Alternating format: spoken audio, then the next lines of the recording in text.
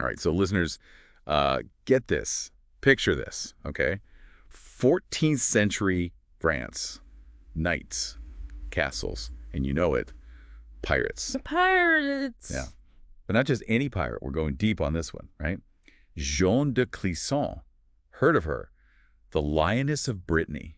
Yeah, and you know what's really interesting about her? She didn't start out, with the eye patch and the parrot on her shoulder. Right. She was a noblewoman living a life of privilege in the Duchy of Brittany. It was kind of like a mini kingdom, right? Inside France. They were always caught between France and England. Oh, so not exactly like setting sail for treasure then from the get-go. No, not at all. But that's what makes her transformation even more crazy, right? Yeah. She had all this comfort and privilege. Then she embraces piracy. Oh. It tells you a lot about just how strong her grief was, how determined she was. Okay, so what happened? What turned this noblewoman into this, hardcore pirate? So she was married to Olivier de Clisson. He was another powerful noble in Brittany. But things were really messy back then. The 100 Years' War, England versus France, it was brutal. Right. Lots of suspicion, people switching sides, accusations of treason were really common. Oh, so that's where Olivier comes in. Yeah, sadly. He got accused of treason against the King Philip VI of France. Oh, no. And these weren't like small disagreements or anything. These were serious charges. Right. Life or death. Exactly. Yikes. So how does this lead to, Jeanne becoming a pirate? Well, this is where things get really dark. Olivier, he was found guilty, and he was executed.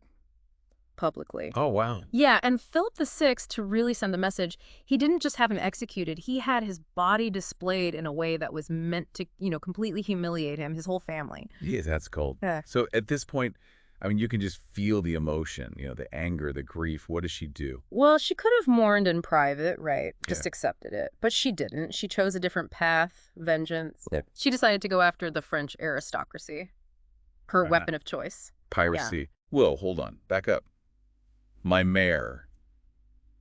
That's a kind of strange name for a hardcore pirate ship, don't you think? Yeah, you're right. It's a little strange. I've never actually found a clear explanation for the name. It could be ironic. Like she was trying to trick her enemies, make them think she wasn't a threat. Right, right. Or maybe it meant something to her personally, something we've lost to history. Yeah, that definitely makes her even more mysterious. So, Jeanne's got her pirate fleet. She's sailing around the English Channel. What was she doing out there? What was her, M.O.? She wasn't interested in just any loot or attacking random ships. She was focused, laser-focused on French ships. Okay. Especially the ones carrying nobles who were connected to her husband's death. So this is personal. This isn't just a pirate free-for-all. No, definitely not. And when she captured those ships, she didn't hold back, especially towards the nobles. Some stories even say she had this, ritual. Okay, this is where it gets good. Tell me more. Some historical records say she would keep the heads of her victims, like trophies. As trophies. Whoa. We might have to be careful with some of these accounts. They might have been exaggerated over time to make her seem even more frightening. Sure, but even if it's not all true, it still gives you an idea of how people saw her, right? Totally. Yeah. It paints this picture of a ruthless, almost larger-than-life figure, Right. This woman taking on the French crown. Yeah, and that's how she got the nickname, the Lioness of Brittany. Exactly. It wasn't just the attacks. It was her whole reputation, the fear she instilled in her enemies. So there's this one story that really shows just how ruthless she could be. It involves one of the nobles who, was involved in her husband's betrayal. Oh, yeah. She captured a ship that he was on, and she didn't just execute him. She made him and his accomplices drown in the sea, just like how her husband's body was displayed. Wow. That's pretty rough. But it makes you think, right? Was this justice, or was she becoming the very thing she was fighting against? It's true. It's a reminder that even when you're fighting for what you think is right, you can sometimes become the thing you hate. Heavy stuff. But Jeanne's time as a pirate, it didn't last forever. Yeah, it's true. She eventually retired. Wait, really? Did she go out in a blaze of glory? Like a final battle with the French Navy? Not really, no. The reason she retired? Well, there's still kind of a mystery. A mystery. Okay, I'm intrigued. What could make a pirate like the Lioness of Brittany give up the life she built? Well, one theory is that after all those years of, living for revenge, she just got tired, physically and emotionally. Yeah, I could see that. Always looking over your shoulder, always fighting. That's got to be exhausting. Right. And don't forget, she wasn't just a pirate captain. She was also a mother who had already lost so much. Oh, yeah. So maybe she just wanted to, protect her family, keep them safe. That's definitely possible. Yeah, it's funny, right? This whole mystery around her retiring, it just kind of makes her story even more legendary. Totally. It's like even after she leaves the sea, people are still talking about her. Right. Exactly. And it changes how we think about women in history, especially back then in the medieval period. Yeah, you always think of women back then stuck in castles doing embroidery or whatever. Right. But Jeanne, she totally breaks the mold. And get this, her weapon of choice. Piracy.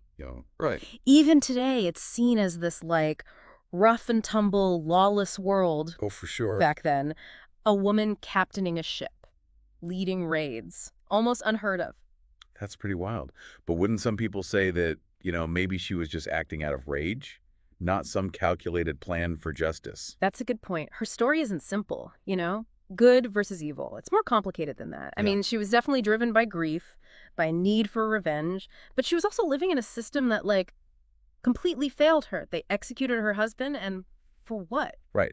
So by becoming a pirate, was she making a statement, not just against the people who hurt her, but against the whole system, like against how women were treated back then? Exactly. She refused to be a victim. She took control in a way that most women back then couldn't even dream of. She was a pioneer. You could say that.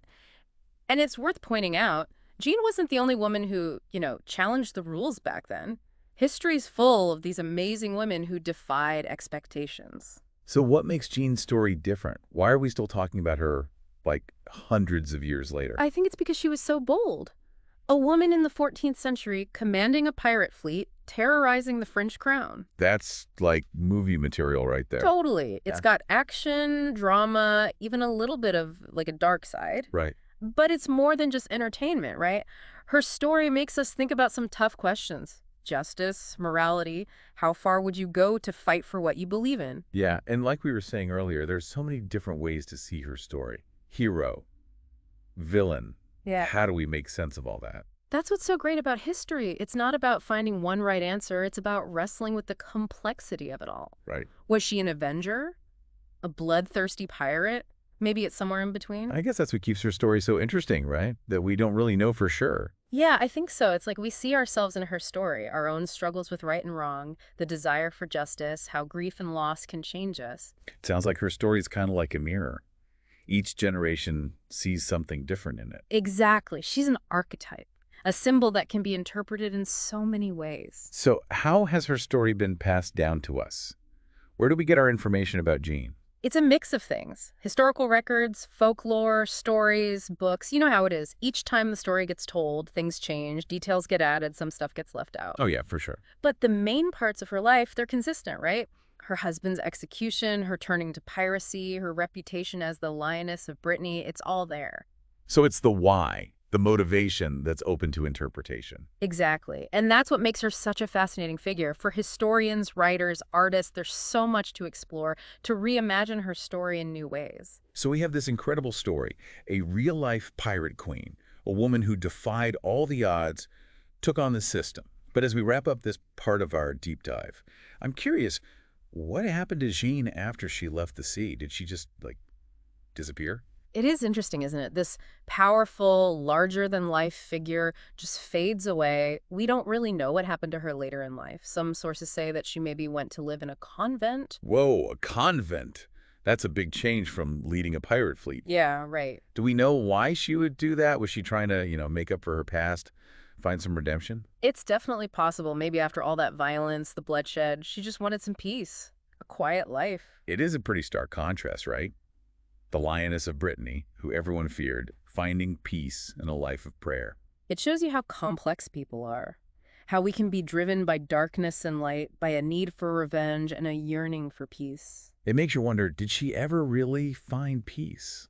Or was she still haunted by everything that happened? That's a question we might never know the answer to. And I guess that's part of what makes history so interesting, right? Sometimes the best stories are the ones that leave us with more questions than answers. Yeah, exactly. It really is amazing, huh? How a story from the 1300s can still be so captivating. But as we wrap up our deep dive on Jeanne de Clisson, I'm curious, what do you think her legacy is? What should we, as listeners, really take away from her story? That's a great question. I think she reminds us that history, it's not just dates and names on a page, you know? It's about people, real people, Yeah. dealing with like really difficult situations, making tough It's choices. about understanding where we come from, right? To understand ourselves better, the world we live in. Totally. And Jean, with all her contradictions, all the different sides to her story, she's the perfect example of that. Yeah. She challenges how we think about women in history, power, what does justice even mean? Where's the line between that and revenge? And she reminds us that history isn't like set in stone, Yeah. right? People are always reinterpreting it, looking at it in new ways. Exactly. And that's a good thing. It means we're still engaged with the past, trying to understand it. We were talking about revenge stories before. Why do you think we're still so drawn to those kinds of stories, even today? It's like this basic human instinct, right? The need for fairness, wanting to see bad guys get what they deserve. But Jean's story also shows how dangerous that can be, right? Yeah. When revenge takes over, it becomes an obsession. Oh, absolutely. It's like a warning, reminding us that even when we're fighting for what's right, we have to be careful. Think about the consequences. Yeah, it's deeper than just rooting for the underdog. It makes you think about morality, the cost of violence, how we deal with grief and loss. Exactly. And those are all themes that, they're still relevant today. Right. It's like, even though the world has changed so much since then, those human emotions, those struggles, they're timeless. It's so true. And you know what else is interesting about Jean? How different cultures, different time periods have kind of embraced her story. Oh, yeah, we see her everywhere, right? Yeah. Books, movies, video games, even... It's like she's become this icon, a symbol that can be like molded and changed depending on who's telling the story. Exactly. And that just shows how powerful her story really is. It speaks to something inside us, something that goes beyond time and place. I want to go back to something you said earlier about history being more than dates and names. Oh, yeah. Yeah, I think that's so important. It's about those connections to the past, understanding who we are, where we come from. I totally agree. And with Jeanne de Clisson, it's about like acknowledging all sides of her story, the good and the bad, the heroic and the ruthless. It's recognizing that even in the darkest times, there's still defiance, strength, the human spirit. So to everyone listening, as you go about your day, think about the Lioness of Brittany. Yeah. What does her story mean to you? Does it inspire you, make you think, challenge your beliefs? Whatever you take away from it, remember, history's full of these incredible stories, just waiting to be discovered. Yeah, who knows, maybe you'll uncover one yourself. Thanks for joining us on this deep dive. Until next time, keep exploring.